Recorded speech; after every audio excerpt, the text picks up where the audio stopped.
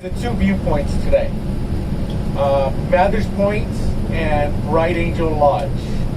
Okay, so you got your first option is that you can walk from Mathers Point to Bright Angel Lodge, which is 2.1 miles.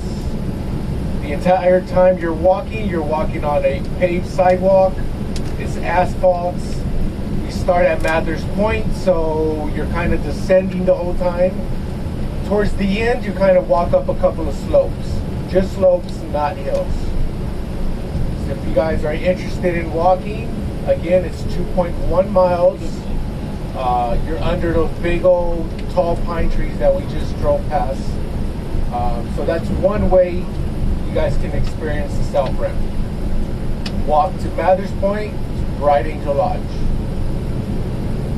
Now I know a lot of you guys have been doing a lot of walking, visiting the strip, so you might not want to walk 2.1 miles. So your other option is we're going to stop at Mathers Point. After 45 minutes of visiting Mathers Point, you will return back to the bus, and a vedio is going to drive you to Bright Angel Lodge, and you will spend the rest of your time at Bright Angel Lodge. These are two of the most visited, popular viewpoints at the Grand Canyon.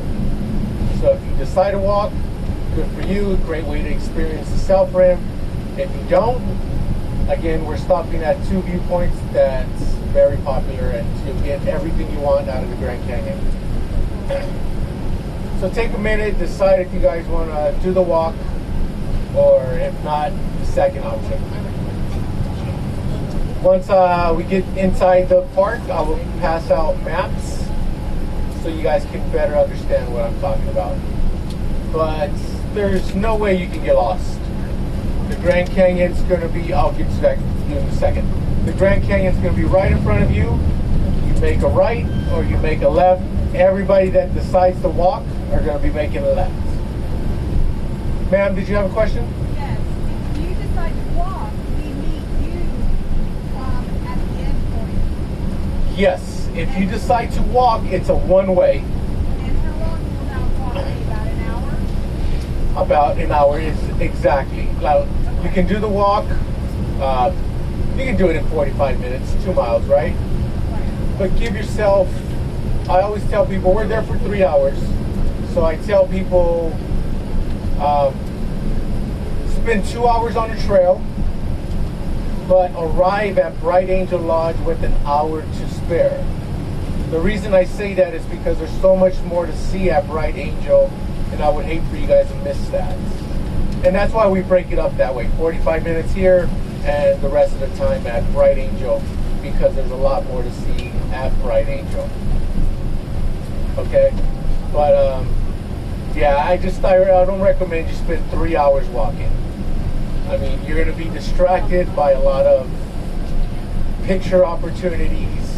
You're going to want to stop here, you're going to want to stop here, but kind of create yourself a pace to where when you do see a viewpoint, you know, you don't linger there for 5-10 minutes. You might do 3-4 minutes and keep on moving. 3-4 minutes here, keep on moving.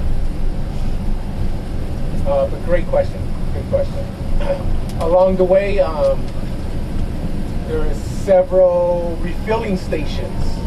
If you want to refill your waters, you can refill your waters, spring water, right out of the Colorado River. Okay? But I wouldn't rely on those refilling stations just because they tend to be closed a lot.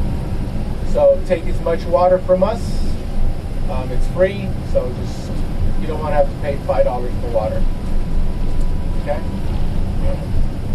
Along the way, you'll see a couple of park rangers. If you have any questions, or even if questions about the Grand Canyon, just not the trail, feel free to ask them. They're more than happy to answer any questions. And I mentioned wildlife. This was everything about Grand Canyon from our tourist guide. We'll be soon entering Grand Canyon, so I recorded this video to make you understand how to They'll jump, dance, move skip, in Grand Canyon. all So that for was the free. idea.